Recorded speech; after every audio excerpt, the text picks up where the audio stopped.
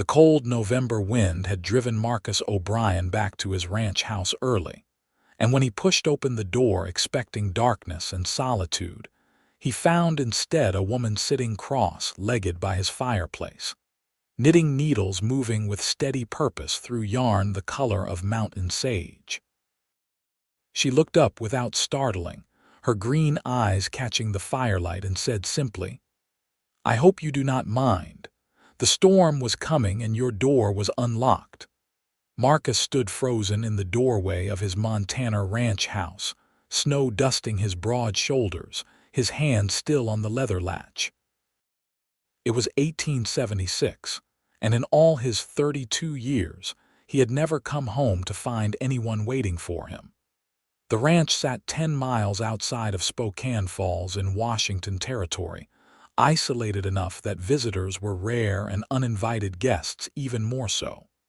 "Who are you?" he asked, his voice rougher than he intended.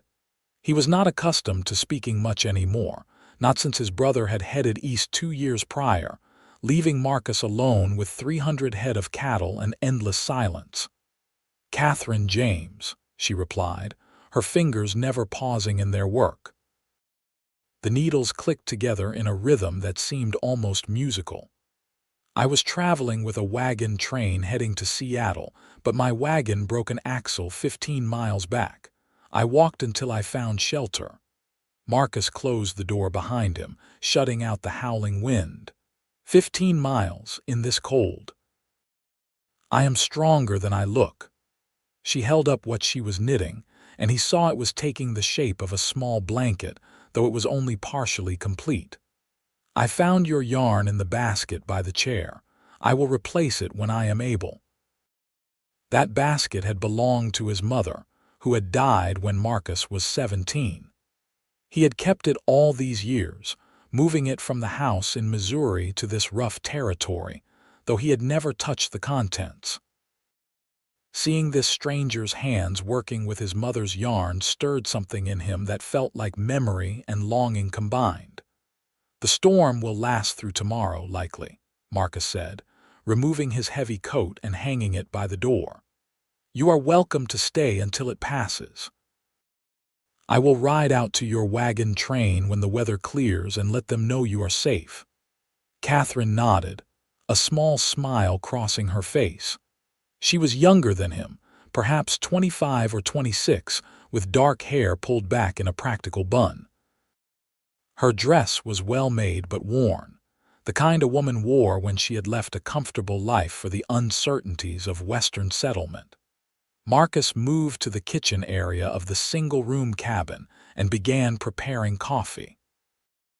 The space was neat but sparse, containing only what was necessary. A bed in one corner, a table with 2 chairs, shelves holding supplies, and the fireplace where Katherine sat. He had built most of it himself over the past 3 years, working with hands that knew cattle better than carpentry. "You live here alone?" Katherine asked. "I do. It must be lonely." Marcus poured water into the coffee pot. "Loneliness is relative. The cattle keep me occupied. Cattle are not company." He glanced at her, surprised by her directness. Most women he had encountered in the territory were either too shy to speak plainly or too hardened by frontier life to care about such things as loneliness. Katherine seemed to fall into neither category. "No," he admitted. "They are not." They sat in silence for a while, Marcus drinking his coffee at the table while Katherine continued her knitting. The wind battered the cabin walls, but inside it was warm and strangely peaceful. He found himself watching her hands, the way they moved with such certainty, creating something from nothing but string and intention. "What are you making?" he finally asked. "A baby blanket," she said. "My sister is expecting her first child. She settled in Seattle last year with her husband." "That is where I was heading when the wagon broke." "You came all this way for your sister." "Family is important," Katherine said simply. "We lost our parents 5 years ago to cholera in Ohio. Sarah is all I have left. When she wrote to me that she was expecting, I knew I had to go to her." Marcus understood loss.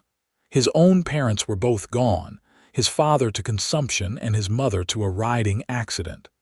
His brother Thomas had been his last connection to family, and Thomas had chosen city life over ranching, taking a job as a clerk in Philadelphia.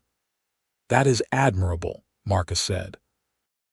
"Your sister is fortunate." Katherine met his eyes across the room.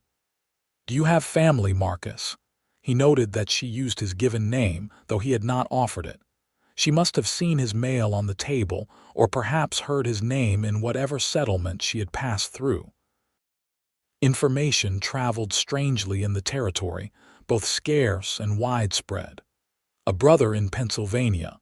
We write occasionally, but we are not close anymore." "That is sad," Katherine said, and the genuine sympathy in her voice caught him off guard. The first night passed with surprising ease. Marcus gave Katherine his bed, insisting despite her protests, and made himself a bedroll by the fire. He lay awake longer than usual, listening to her quiet breathing from across the room and wondering at the strangeness of having another person in his home. It had been so long since he had shared space with anyone that he had forgotten what it felt like to be aware of another presence, to moderate his movements and sounds for someone else's comfort. When morning came, the storm was still raging.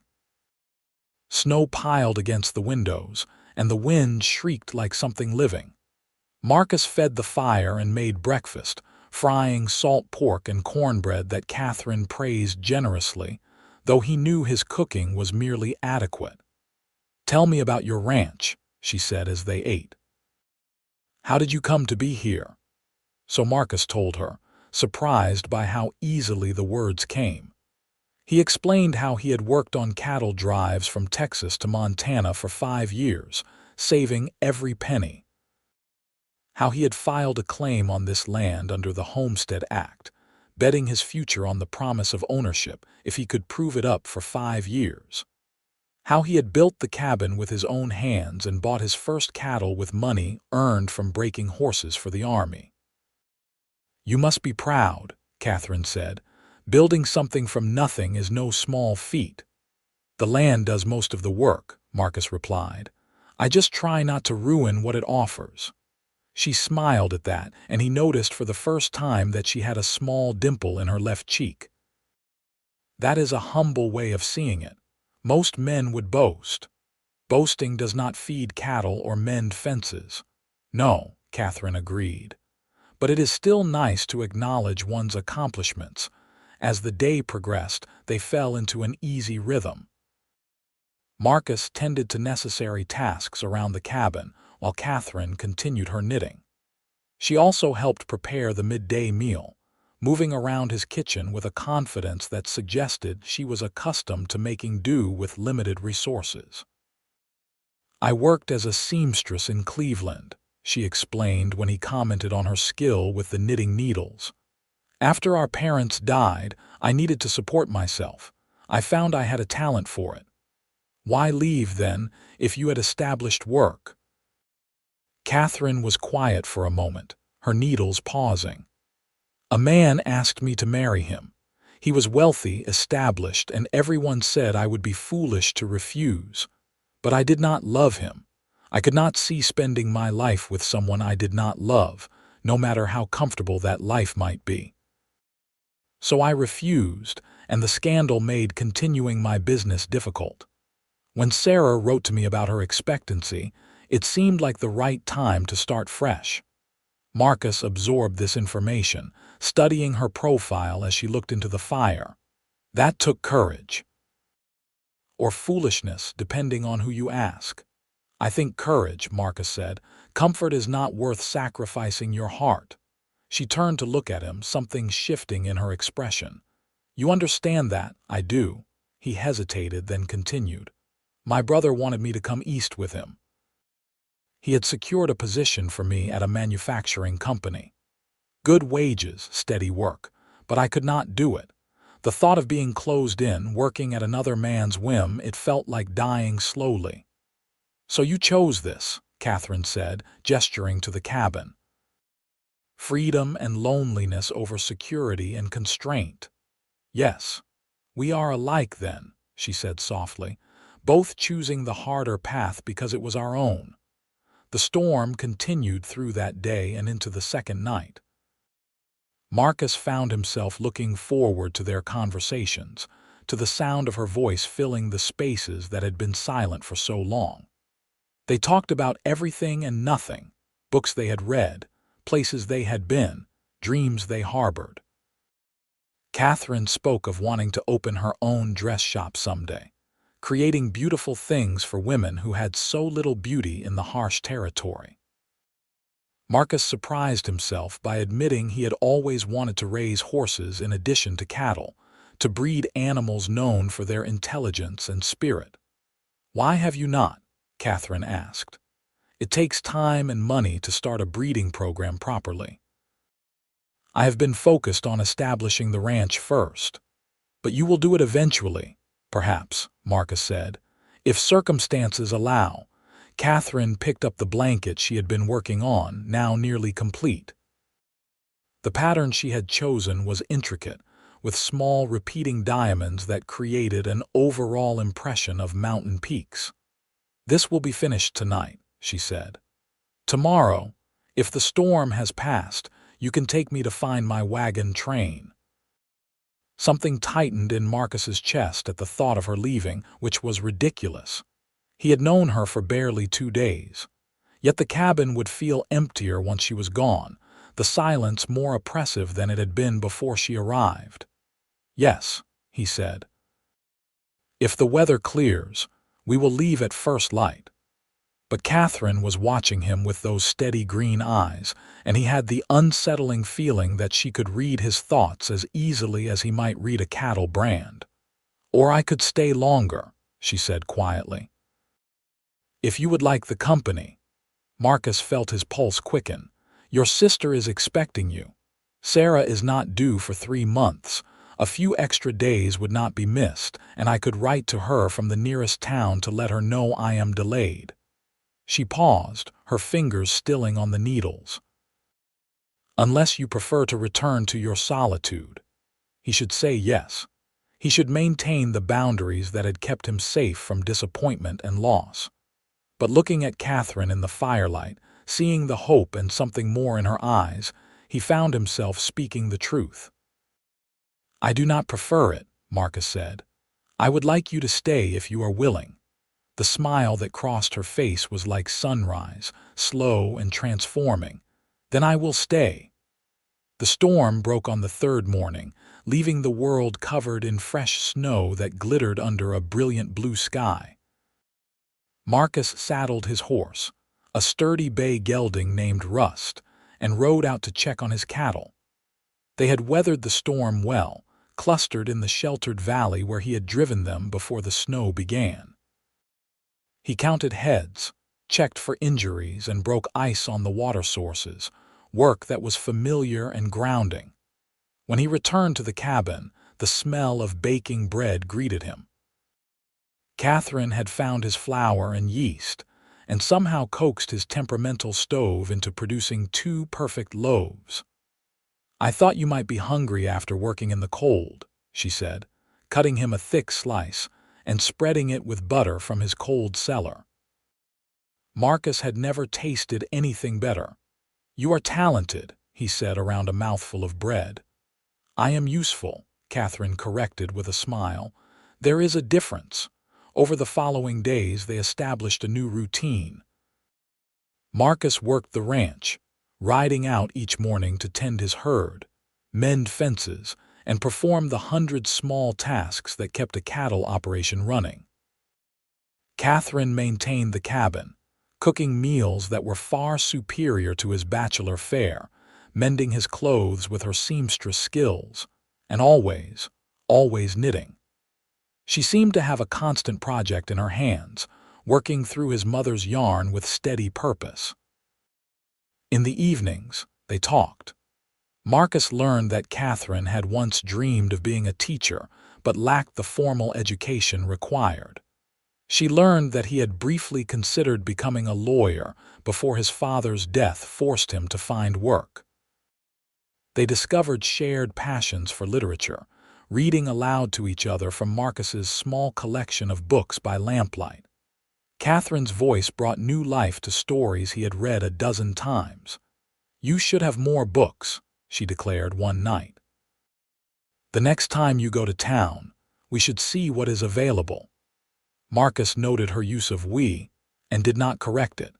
2 weeks after Catherine's arrival, Marcus finally made the trip to Spokane Falls to check on her wagon train and send word to her sister.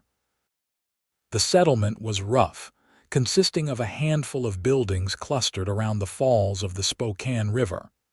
He found the wagon master, a grizzled man named Cooper, at the trading post, Katherine James. Cooper scratched his beard thoughtfully. She kept to herself mostly, but seemed capable enough.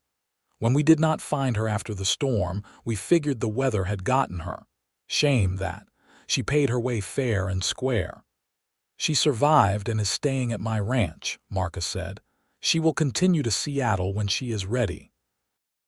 Cooper gave him a knowing look. "When she is ready, eh? Well, tell Miss James her belongings are still with the train. We are heading out in 2 days, making for Yakima before the next storm hits. If she wants to rejoin us, she is welcome. If not, we will leave her trunk at the trading post here." Marcus arranged for the trunk to be delivered to his ranch, paying the freight with coins that felt heavy in his hand. He also sent a telegram to Catherine's sister in Seattle, a brief message. "Catherine safe. Delayed by storm. Will write soon." He purchased supplies for the ranch, including a new set of knitting needles he saw in the mercantile and 2 books of poetry he found at the trading post. On impulse, he also bought a length of blue fabric that reminded him of Catherine's eyes. When he returned to the ranch that evening, Katherine met him at the door, her face bright with welcome. "I was beginning to worry," she said. "The sun is almost down." "I had more business than expected," Marcus replied, his heart lifting at her concern. He handed her the packages. "These are for you." Katherine unwrapped the needles first, her eyes widening. "Marcus, these are beautiful, but you did not need to. I wanted to," he said simply. "You have been working with my mother's old needles. You should have your own." She unwrapped the fabric next, running her fingers over the soft wool. "This is too much." "It is not enough," Marcus said, and the words hung between them, meaning more than just the gifts. Katherine looked up at him, and in her eyes he saw the same longing he felt. "Marcus," she began, but he shook his head. "You are meant for Seattle, for your sister. I have no right to ask you to stay in this isolated place, to share this hard life." "What if I want to?" Katherine stepped closer to him. "What if I have found something here I did not know I was looking for?" "What have you found?" Marcus asked, though he thought he knew, hoped he knew. "Home," Katherine said softly. "Purpose. You." Marcus had spent 3 years building walls around his heart, protecting himself from the vulnerability of needing another person.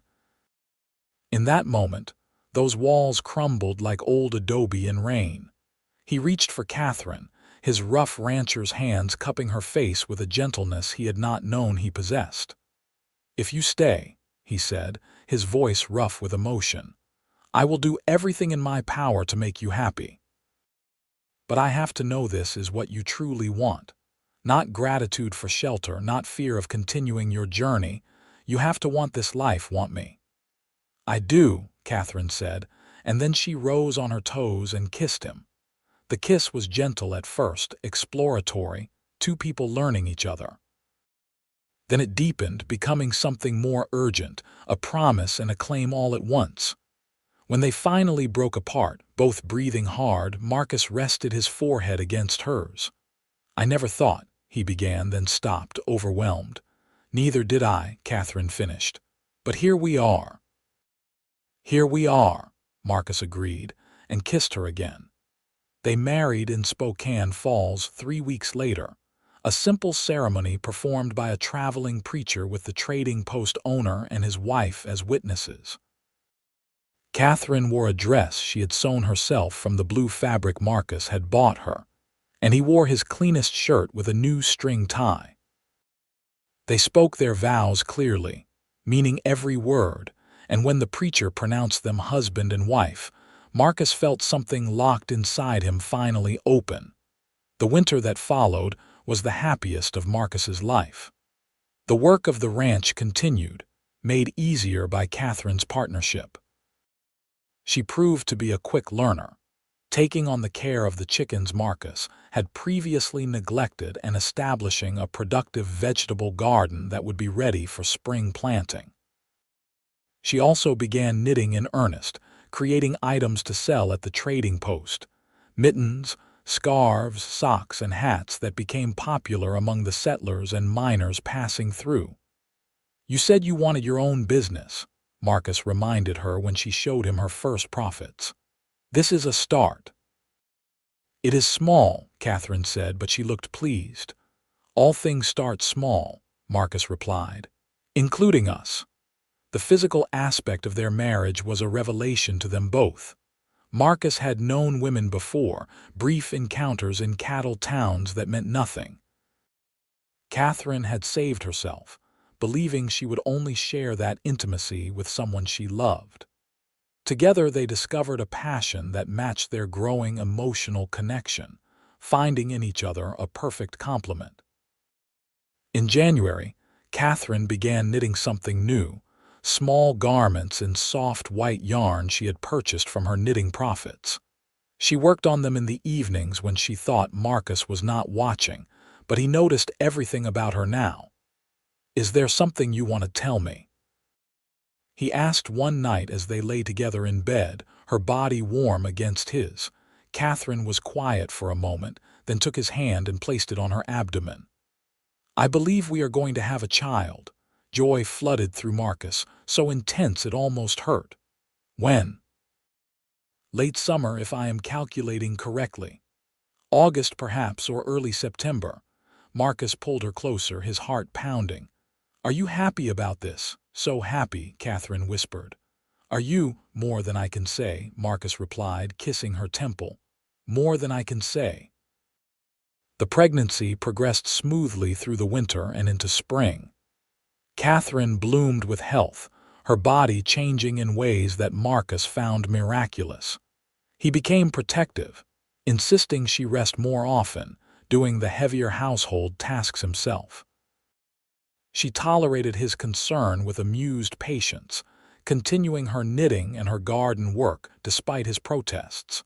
"Women have been having babies since the beginning of time," she reminded him when he tried to prevent her from lifting a basket of vegetables. "I am not made of glass." "You are precious to me," Marcus said. "I cannot help wanting to keep you safe." Katherine's expression softened.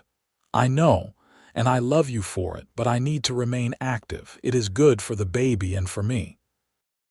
Marcus had learned by now that arguing with his wife was futile, so he contented himself with hovering nearby whenever she worked, ready to assist if needed. Katherine pretended not to notice, though sometimes he caught her hiding a smile. In April, they received a letter from Katherine's sister in Seattle. Sarah had safely delivered a daughter and was doing well. She also wrote that she had been worried when Katherine's telegram arrived, but understood the delay. The letter concluded with an invitation for both Katherine and Marcus to visit once the baby was old enough to travel. "Would you like to go?" Marcus asked after Katherine had read the letter aloud. "Someday," Katherine said. "But not yet. I want our child born here in our home. And I want you to meet my sister, but not when I am as large as a barn." Marcus laughed. "You are nowhere near as large as a barn." "Give me 3 more months," Katherine said wryly, looking down at her expanding middle. In May, Marcus brought home a surprise: a pregnant mare he had traded for from a passing rancher. She was well-bred with good lines and would foal in June. "Your horse breeding program," Katherine guessed when she saw the mare. The beginning of it, Marcus confirmed. If she throws a good foal, I will look for a quality stallion to stand at stud.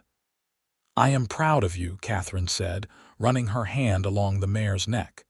You are building the ranch you envisioned. We are building it, Marcus corrected. None of this would mean anything without you.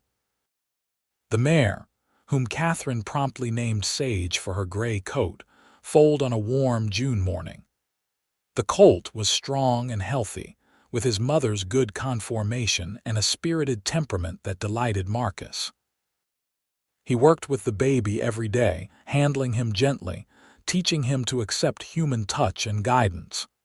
You are patient with him, Katherine observed from where she sat in the shade, knitting yet another tiny garment.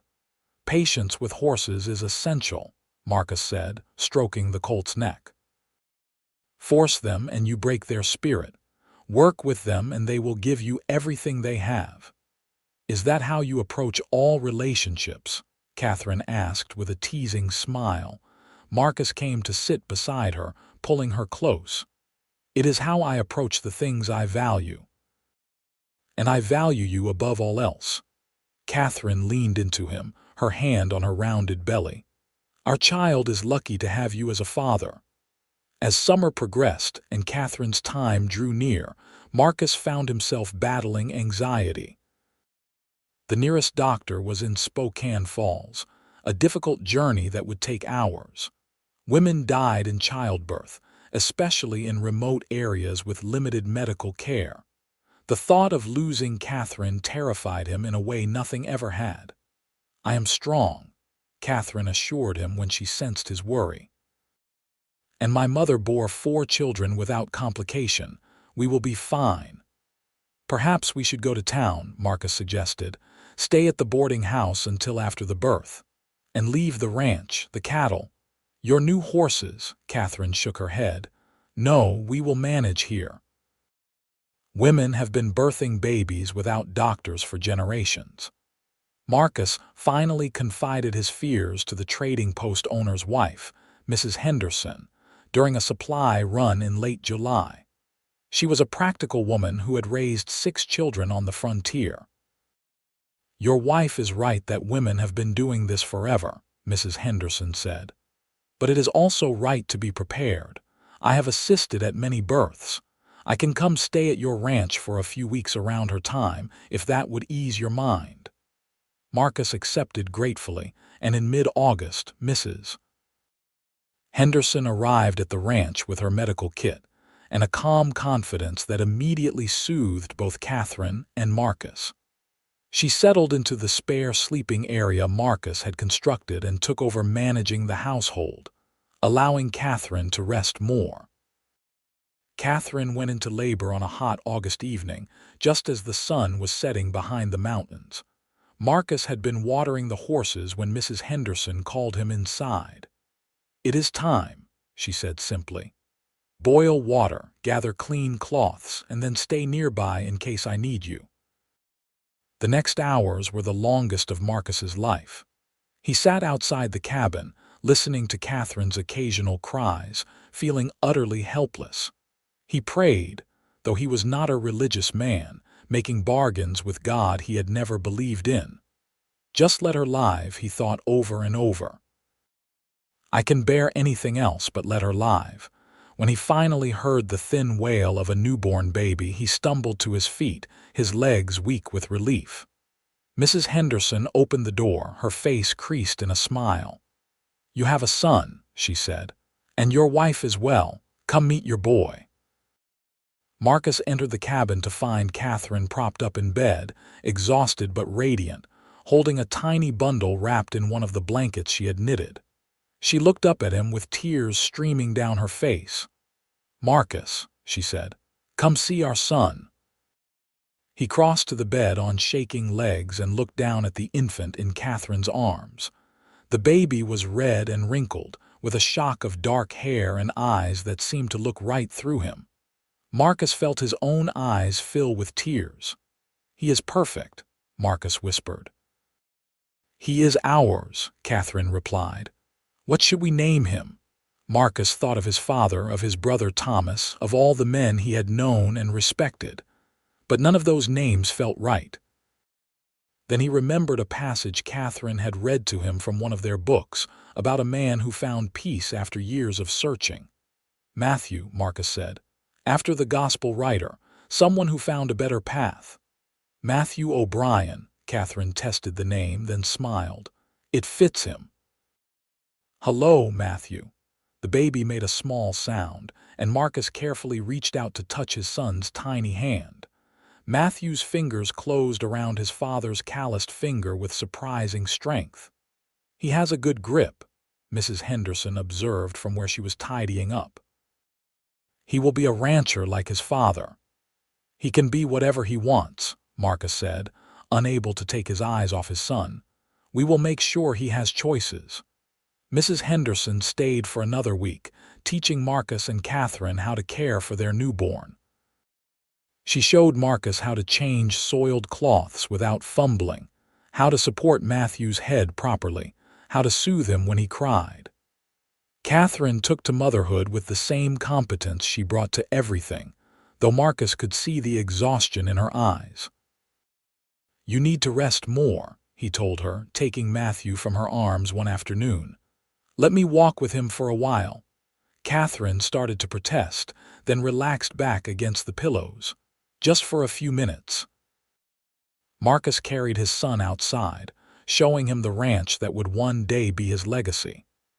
This is your home, Matthew, he said softly. These mountains, this land, these cattle. But more than that, you have parents who love you beyond measure. We will do everything we can to give you a good life. Matthew made a cooing sound, his unfocused eyes looking in the direction of Marcus's voice. Marcus felt his heart swell with a love so fierce it was almost frightening. He would die for this child, for Katherine, without hesitation. The weeks after Matthew's birth were an adjustment for the whole family. The baby woke frequently during the night, and both Marcus and Katherine operated on broken sleep. But even in his exhaustion, Marcus found joy in the chaos. He loved waking to feed Matthew at midnight, holding his son against his shoulder while Katherine slept. He loved watching Katherine nurse their baby, the tenderness in her expression as she looked down at Matthew. He loved the tiny changes he noticed each day, the way Matthew began to focus his eyes, the first hint of a smile, the strengthening of his grasp. He is going to be strong, Katherine said one morning as Matthew kicked vigorously during a diaper change. Look at those legs. He gets that from you, Marcus said. Remember, you walked 15 miles through a storm. I walked 15 miles and found everything I did not know I needed, Katherine corrected, reaching up to touch Marcus's face. I found you. In September, they received a package from Katherine's sister. A beautiful christening gown she had sewn and a letter expressing delight at becoming an aunt. Sarah also wrote that she and her husband were considering moving to Montana Territory, where land was more available than in the crowded Seattle area. Would you mind, Katherine asked Marcus after reading the letter, having my sister nearby? I would welcome it, Marcus said honestly. Family is important, and Matthew should know his aunt and cousin. They wrote back immediately, encouraging Sarah to visit and scout locations. In his letter, Marcus described the ranching opportunities in the area and offered to help her husband get established. As autumn arrived and the leaves turned gold, life on the ranch settled into a new rhythm.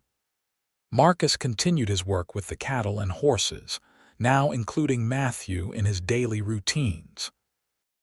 He fashioned a sling that allowed him to carry his son while working, and Matthew seemed content to be held close to his father's chest, watching the world with increasing alertness. Katherine resumed her knitting business, now creating items between caring for Matthew. Word of her skill had spread, and she received orders from as far as Missoula. She also began teaching Marcus to knit during the long winter evenings. I am terrible at this, Marcus said, examining his clumsy attempts at a simple scarf. "You are learning," Katherine corrected. "Everyone is terrible at first, but look at Matthew." She gestured to where their son lay in his cradle, watching them with wide eyes. "He needs to see that his father is not afraid to try new things, even if they are difficult." Marcus persevered and eventually produced a lopsided scarf that Katherine praised extravagantly. He wore it all winter, despite its obvious flaws, because it represented something important: the willingness to be vulnerable, to learn, to grow. That winter was hard, with heavy snows and bitter cold, but the family weathered it safely together. The cabin that had once seemed adequate now felt cramped with 3 people and all of Matthew's necessities. During the long, frozen months, Marcus drew up plans for an addition, 2 more rooms that would give them space to grow. "We could have a proper bedroom," he explained to Katherine, showing her his sketches. "And this room could be Matthew's as he gets older. Eventually, if we are blessed with more children, we could add on again." "More children?" Katherine asked with a raised eyebrow. "Let me recover from this one first." But she was smiling, and Marcus knew she wanted more children as much as he did. They had spoken of having a large family, of filling the ranch with life and laughter. In March, as the snow began to melt, Katherine's sister Sarah arrived with her husband, Daniel, and their baby daughter, Emma. The reunion between the sisters was tearful and joyous, and Marcus found himself liking Daniel immediately. He was a quiet man, a blacksmith by trade, with strong hands and an honest face. "I am thinking of taking a claim about 5 miles north of here," Daniel explained as they sat around Marcus's table. "There is good water and timber, and Sarah says she would be happy to be near Katherine." "I would be happy too," Marcus said, "and I could use a good blacksmith nearby." Having to go all the way to Spokane Falls for metalwork is inconvenient. Over the next few days, Marcus helped Daniel scout the land. They found an excellent location with a creek running through it and a natural meadow perfect for building. When Daniel filed his claim, Marcus helped him start construction on a cabin, and by summer the 2 families were settled as neighbors. Having Sarah and Daniel nearby enriched everyone's lives. The women visited each other frequently, sharing the work and challenges of raising young children. The men cooperated on larger projects and helped each other with their respective enterprises. Matthew and Emma, only a few months apart in age, became constant playmates as they grew. "This is what I hoped for when I came west," Katherine told Marcus one evening as they sat on their newly constructed porch watching the sunset. "Community, family, purpose. And you found it by stumbling into a stranger's cabin during a storm," Marcus said, pulling her close. "That stranger became my husband," Katherine said. "Became the father of my child and the love of my life. I would walk through 1,000 storms to find you again." Marcus kissed her deeply, gratefully, marveling at how his lonely existence had transformed into this richness. 2 years ago, he had been alone in this cabin, wondering if he would spend his entire life in solitude. Now he was surrounded by love, by family, by possibility. In July, Katherine told him she was pregnant again. This time there was no anxiety, only excitement. They had weathered one birth successfully, and with Sarah nearby and Mrs. Henderson willing to assist again, Katherine felt confident. "Matthew will have a sibling," she said, her hand on her still flat stomach. "He will never have to know the loneliness of being an only child." "Neither will any of our children," Marcus promised. "We will make sure of that." The second pregnancy was easier in some ways, harder in others. Katherine knew what to expect, but chasing after an active toddler while carrying another child exhausted her. Marcus took on more of the child care, and Sarah helped whenever possible. Marcus's horse breeding program was also expanding, requiring more of his attention. He had purchased 2 more quality mares and leased a fine stallion, and the resulting foals were everything he had hoped for. "You are building something remarkable," Daniel observed one day as they watched the horses graze. "These animals will be sought after." "That is the goal," Marcus said, "to create a legacy for Matthew and our other children, something sustainable that will support the family for generations." In March, during a late winter storm, Katherine went into labor earlier than expected. Sarah was snowed in at her own place, unable to reach them, and Mrs. Henderson was in Spokane Falls tending to her own sick daughter. Marcus found himself alone with Katherine, facing the terrifying prospect of delivering his own child. "You can do this," Katherine told him between contractions, her face pale but determined. "I will tell you what to do. We can do this together." So Marcus delivered his second child by lamplight, his hands shaking but steady when they needed to be, following Katherine's instructions and praying constantly. When he finally held the squirming, crying infant, a daughter this time, he felt a surge of accomplishment and gratitude so powerful it brought him to his knees. "We have a girl," he told Katherine, placing their daughter on her chest. "We have a daughter." Katherine was crying, whether from relief or joy or pain Marcus could not tell. "A daughter," she whispered, touching the baby's wet hair. "What shall we call her?" Marcus thought of his mother, who had been named Margaret but called Meg by everyone who loved her. "Margaret," he said. "But we will call her Maggie, for my mother." "Maggie O'Brien," Katherine said and smiled through her tears. "Perfect." Matthew, not yet 2 years old, was fascinated by his baby sister. He wanted to touch her constantly, to bring her his toys, to sing the songs Katherine taught him. Marcus and Katherine supervised these interactions carefully, but they were charmed by their son's gentleness with Maggie. "He will be a good older brother," Katherine observed one afternoon, watching Matthew carefully pat Maggie's back while she lay in her cradle. "He will be a good man," Marcus said. "We are raising him right." The years flowed by like the creek behind the house, each season bringing new challenges and joys. The ranch prospered under Marcus's careful management. His cattle herd grew to over 500 head, and his horses became known throughout the territory for their quality. Katherine's knitting business expanded into a proper enterprise, with a small shop in Spokane Falls selling her creations. She hired 2 local women to help with production, giving them income and herself more time with the children. Sarah and Daniel's family also grew. They had 3 more children, and their claim developed into a productive farm with Daniel's blacksmith shop serving the whole region.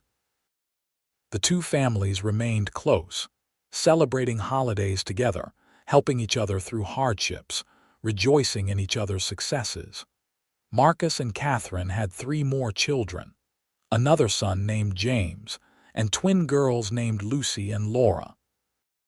The cabin expanded multiple times to accommodate the growing family, eventually becoming a substantial house with 6 bedrooms, a proper kitchen, and even a parlor where Katherine could receive the customers who increasingly came directly to the ranch to commission her work. "Remember when we both lived in a single room?" Katherine said one evening as they toured their expanded home, checking on their sleeping children. "I remember thinking I would be alone forever," Marcus replied. "Then you appeared by my fire, knitting a future I did not know I could have." Katherine stopped at Matthew's door, looking in at their eldest son, now almost 12 years old and already showing signs of becoming a capable rancher. "That night seems like a lifetime ago." "It was a lifetime ago," Marcus said. "The old life before you, before all this." They continued to Maggie's room, where their 10-year-old daughter slept with a book on her chest. Marcus gently removed it and covered her with a blanket Katherine had knitted. Then to James's room, where their 8-year-old son was sprawled across his bed in the careless sleep of childhood. Finally, to the twins' room, where 5-year-old Lucy and Laura slept in matching beds, mirror images even in sleep. 5 children, Katherine said softly as they returned to their own bedroom. Sometimes I can hardly believe it. We are blessed, Marcus said, drawing her into his arms. More than I ever thought possible. They made love that night with the quiet passion of long married couples, their bodies familiar to each other but no less desirable for that familiarity. Afterward, Katherine lay with her head on Marcus's chest, listening to his heartbeat. "Do you ever regret it?" she asked. "Taking me in that night. Your life would have been simpler if you had sent me away." Marcus tilted her face up to look at him. "My life would have been empty if I had sent you away. You are the best thing that ever happened to me, Katherine. You and our children. I regret nothing." "Neither do I," Katherine said, "even though I never made it to Seattle as planned." "You made it home instead," Marcus said. "That seems more important." In Matthew's 14th year, he began working the ranch in earnest alongside his father. He was tall for his age, strong and capable, with his mother's green eyes and his father's steady disposition. Marcus taught him everything he knew about cattle and horses, about reading weather and land, about the business of ranching. "You are a natural," Marcus told his son one evening after they had successfully delivered a difficult calf. "You have good instincts." "I have a good teacher," Matthew replied, "and I love this life. I cannot imagine doing anything else." Marcus felt a surge of pride and satisfaction. His son would carry on the legacy he had built, would continue the O'Brien name on this land. But more than that, Matthew was happy, fulfilled in the work he was doing. That mattered more than anything. Maggie showed different talents. She was brilliant with numbers, keeping the ranch's books from the time she was 12 and finding ways to increase profits that had not occurred to Marcus. She also had her mother's skill with fabric, though her interests ran more toward designing new patterns than executing them. "I think I want to study business," she announced at 14. "Maybe go back east to a women's college." Katherine and Marcus exchanged glances. The idea of their daughter leaving was painful, but they had always promised their children they could choose their own paths. "If that is what you want, we will find a way to make it happen," Marcus said.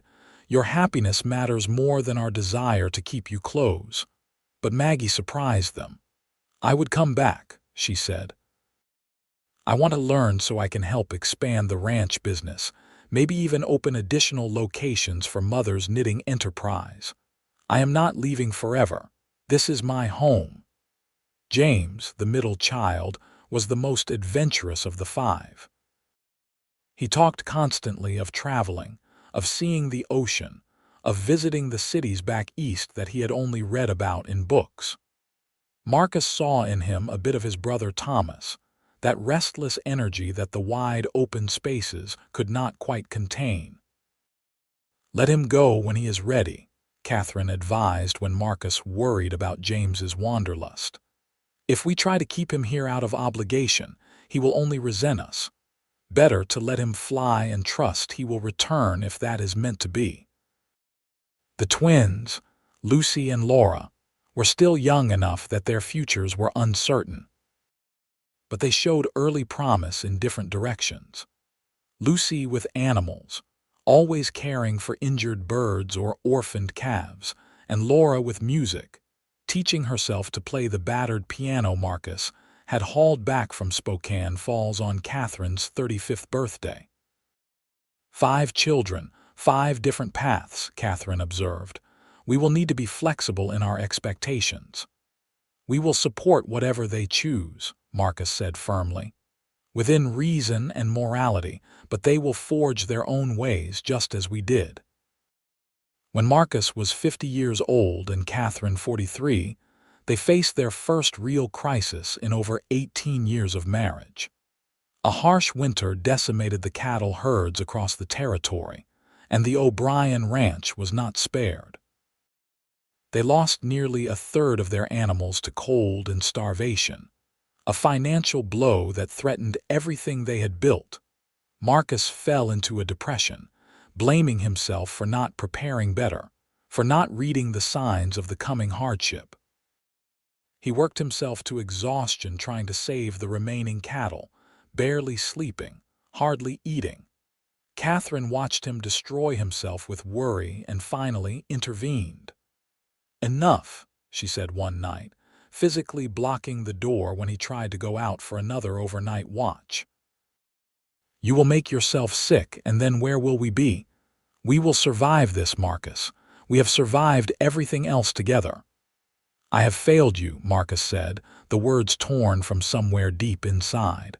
"Failed our children. This ranch was supposed to be secure, and I have let it fall apart." Katherine took his face in her hands, forcing him to meet her eyes. "You have failed no one. This was weather, chance, something beyond anyone's control. Yes, we lost cattle. Yes, we will have to rebuild.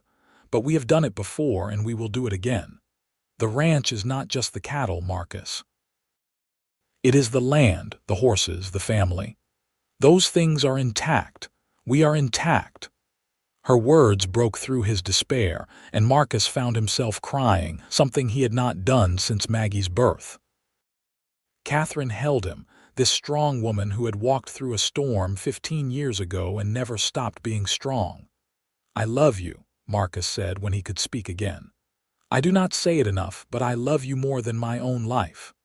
"I know," Katherine said softly, "and I love you just as much. Now come to bed. Rest. Tomorrow we will start figuring out the path forward together." They recovered from that terrible winter, though it took 3 years to rebuild their herd to previous levels. Matthew took on more responsibility, essentially running the cattle operation while Marcus focused on the horse breeding program. Maggie implemented new business practices that improved their profit margins. Even the younger children contributed, taking on tasks that freed up their parents and older siblings for more critical work. The crisis, difficult as it was, ultimately strengthened the family. They learned they could weather anything together, that their bonds were unbreakable. And when prosperity returned, they appreciated it more deeply, never taking their good fortune for granted. In Marcus's 55th year, he received a letter from Pennsylvania. His brother Thomas had died of a heart ailment, leaving behind a widow and 2 grown children. The letter was from Thomas's son, also named Marcus, who wrote that his father had spoken often of his older brother and the ranch in Montana Territory, expressing regret that they had drifted apart. The news hit Marcus hard. He and Thomas had corresponded sporadically over the years, but they had never reconciled their different life choices, never bridged the distance that grew between them. Now Thomas was gone, and all the words left unspoken would remain so forever. "I should have tried harder," Marcus told Katherine as they sat together on the porch, watching the sun set behind the mountains. "Should have visited or invited him here, but I let pride and hurt feelings keep us apart." "You were both stubborn men who made different choices," Katherine said gently. "That does not mean you did not love each other. He was my brother. I should have loved him better." Katherine was quiet for a moment, then said, "His son reached out to you. That is something. Perhaps you can build a relationship with him. Honor Thomas's memory that way." Marcus took her advice, beginning a correspondence with his nephew. Young Marcus was a lawyer in Philadelphia, married with a young son of his own. Over the course of several years, the letters grew more frequent and more personal. Eventually, young Marcus brought his family west for a visit, and the 2 branches of the O'Brien family finally connected. "Your father would be proud of you," Marcus told his nephew as they rode across the ranch together. "You made something of yourself." "So did you," young Marcus replied, gesturing at the prosperous ranch spread before them. Father always spoke with admiration of your courage to follow your own path. I think he envied you that freedom." The visit healed something in Marcus he had not realized was still wounded. He had not failed his brother. They had simply lived different lives, both valid, both valuable. And now their children would know each other, would carry on the family connection.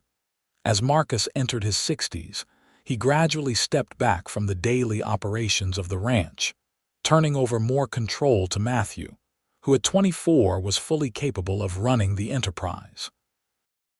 Maggie had returned from 3 years at a women's business college in Boston and was revolutionizing the way they marketed both cattle and horses, using modern advertising techniques and establishing relationships with buyers across the western states.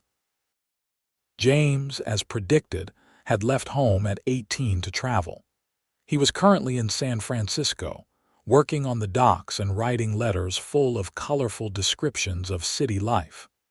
Marcus missed him, but took comfort in the fact that James seemed happy, seemed to be finding his own way. Lucy had become the ranch veterinarian, learning from a traveling animal doctor and supplementing that knowledge with constant reading and experimentation. She had a gift for healing, a gentle touch that calmed even the most fractious animals. Laura, the artistic one, had moved to Spokane Falls, which had grown into a proper city. She taught piano and voice lessons, performing in local concerts and living the cultural life she craved. But she visited often, bringing music and laughter back to the ranch. "All our children are settled into good lives," Katherine said one evening as she and Marcus sat by the fire. She was knitting, as always, though now her projects were mostly blankets and clothing for grandchildren, as Matthew had recently married a rancher's daughter from Missoula. "Thanks to you," Marcus said. "You gave them the foundation they needed to become who they are." "We gave them that foundation," Katherine corrected. "I could not have done it alone. Raising children takes 2 people, and you were always there, always involved." Marcus watched his wife's hands move through the familiar motions of knitting, those same hands that had been creating something by his fire the night they met. "Do you remember what you told me once about knitting a future?" "Did I say that?" "Not exactly. But I thought it, watching you that first night. Your hands were creating something, and I did not know yet that you were creating my future. Our future." Katherine set down her knitting and came to sit beside Marcus, fitting herself against his side as naturally as breathing. They sat in comfortable silence, watching the fire, feeling the weight and warmth of 30 years together.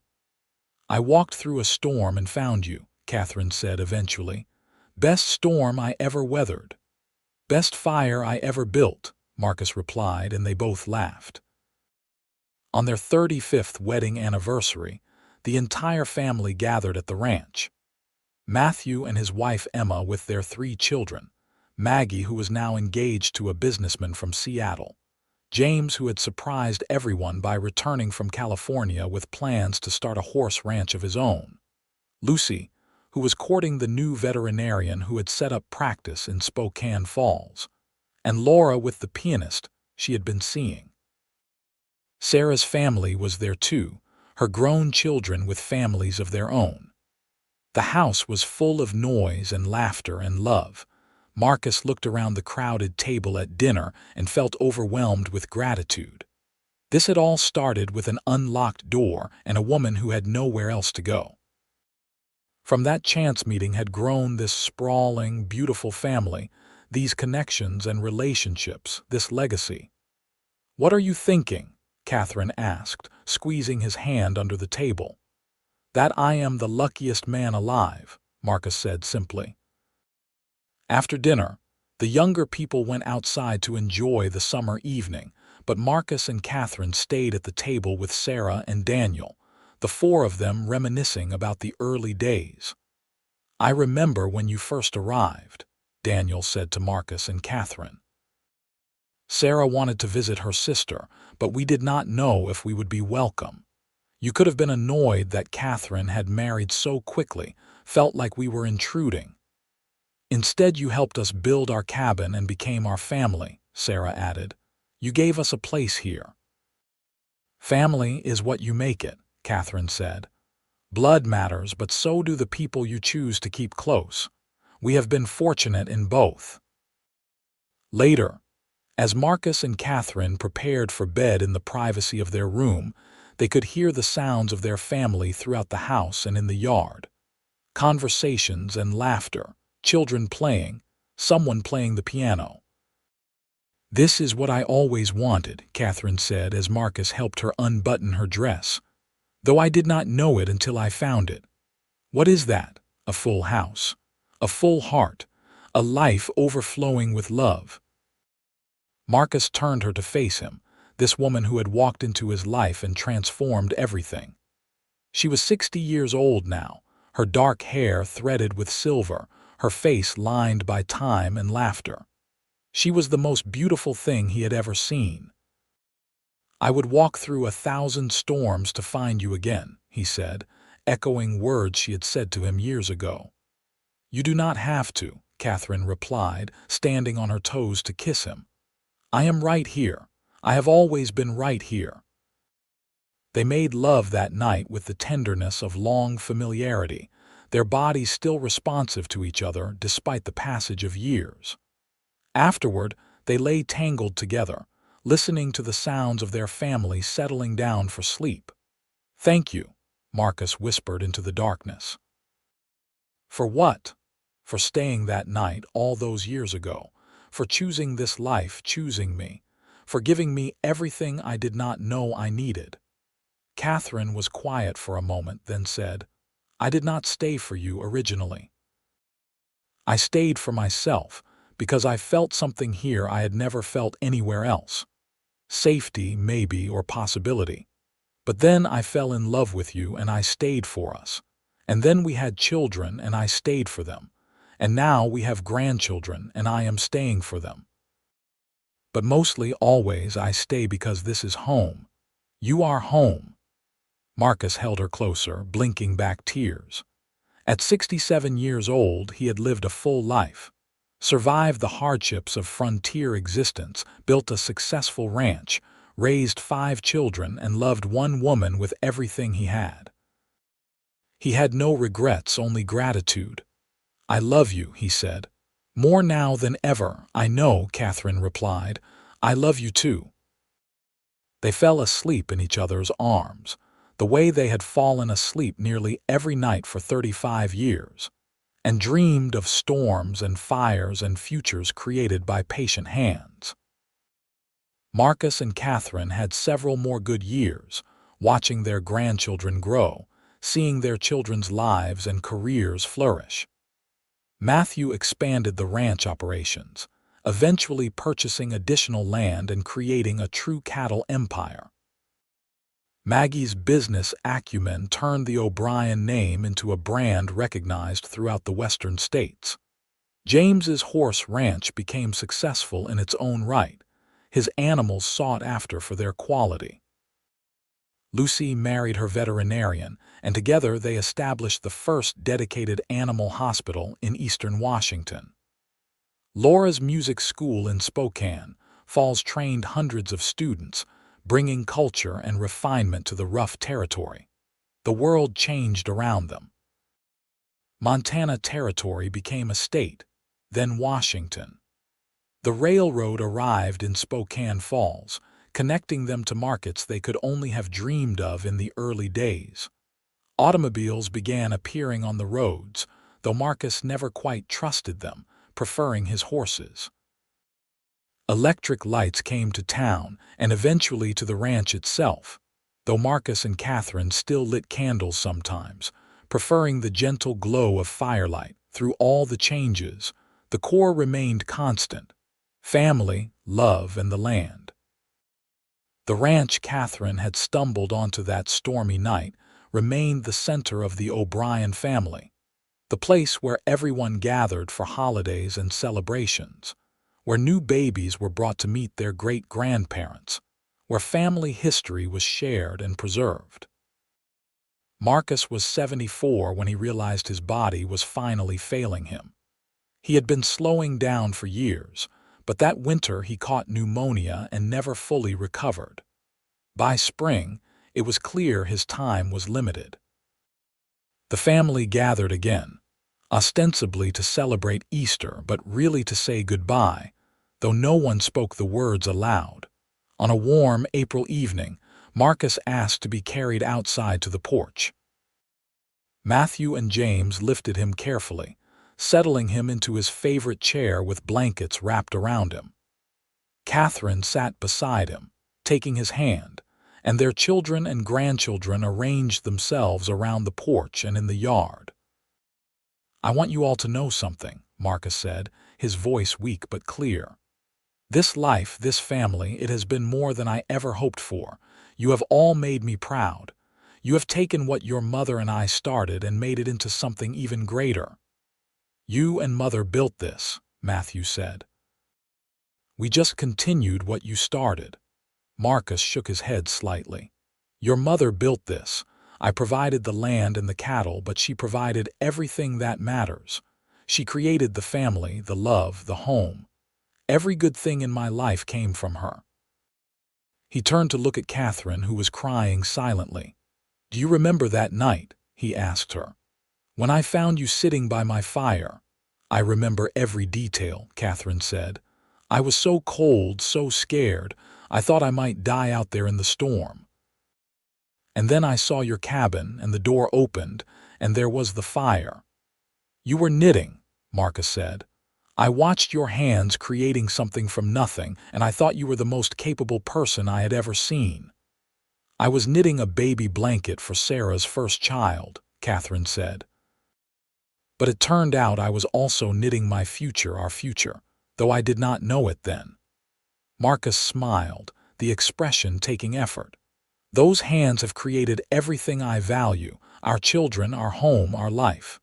You created me, really, made me into someone who could love and be loved." "We created each other," Katherine said firmly.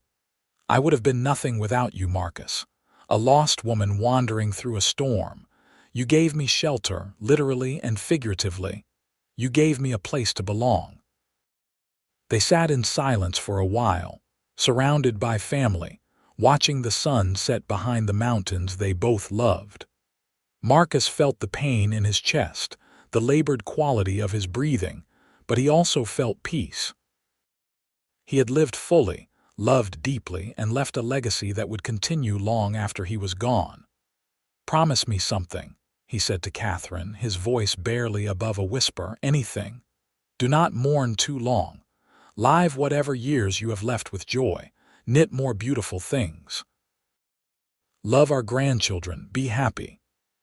"I will try," Katherine said, though they both knew it was a lie. How could she be happy without him? As if reading her thoughts, Marcus squeezed her hand weakly. "I will be with you always.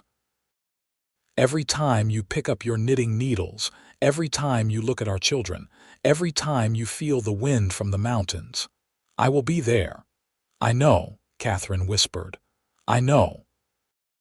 Marcus died 3 hours later, with his wife holding one hand and Matthew holding the other, surrounded by everyone he loved. His last words were, "Thank you for the fire." Katherine lived another 8 years after Marcus's death, years she filled with her family and her work. She continued knitting, creating hundreds of items that were treasured by everyone who received them. She wrote down the story of the O'Brien Ranch, ensuring future generations would know how it all began with a storm, and an unlocked door and 2 people who had the courage to choose love. On her deathbed, surrounded by her children and grandchildren and great-grandchildren, Katherine asked to see the basket that had held her mother-in-law's yarn, the basket she had found that first night.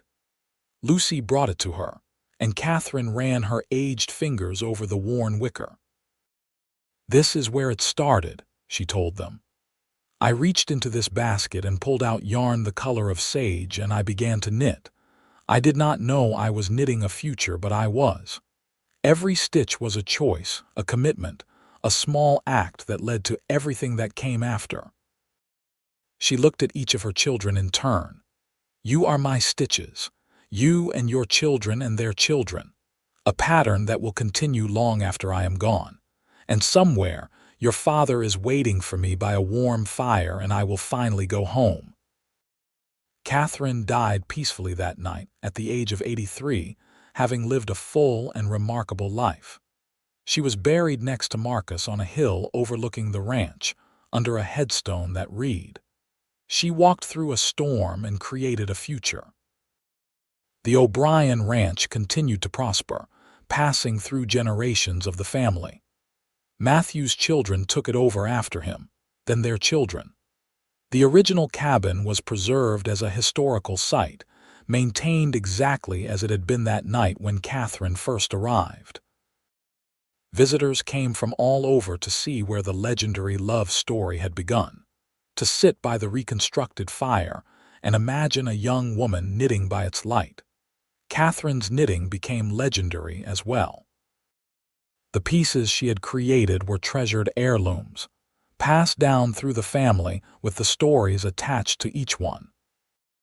The baby blanket she had been working on that first night, eventually finished and given to Sarah's daughter, was carefully preserved behind glass in the ranch house, a tangible link to the beginning of everything. The O'Brien family grew large and prosperous, spreading throughout the West, but always maintaining their connection to the original ranch. Every year, on the anniversary of that November storm, they gathered there to remember Marcus and Katherine, to share the story of how their family began, to honor the courage it took for two lonely people to open their hearts to the possibility of love. And sometimes, on stormy November nights, family members staying at the ranch house swore they could hear the clicking of knitting needles and smell the particular smoke of a wood fire. As if somewhere in the fabric of time, a woman was still sitting by the hearth, creating a future with her capable hands, while a man stood in the doorway with snow on his shoulders, seeing everything he did not know he needed in the firelight. The legacy of Marcus and Katherine O'Brien was not just the ranch or the business empire or the hundreds of descendants who carried their blood. It was the proof that love can arise from the most unlikely circumstances, that homes can be built from nothing but courage and commitment, and that sometimes the best shelter from life's storms is found in the arms of someone who was also lost and seeking warmth. Their story became a legend in eastern Washington, told and retold, embellished and enhanced, but always returning to the same simple truth. A lonesome rancher had discovered a woman knitting by his fire, and her hands were creating his future, stitch by stitch, row by row, choice by choice, until two separate lives had become one beautiful, unbreakable pattern.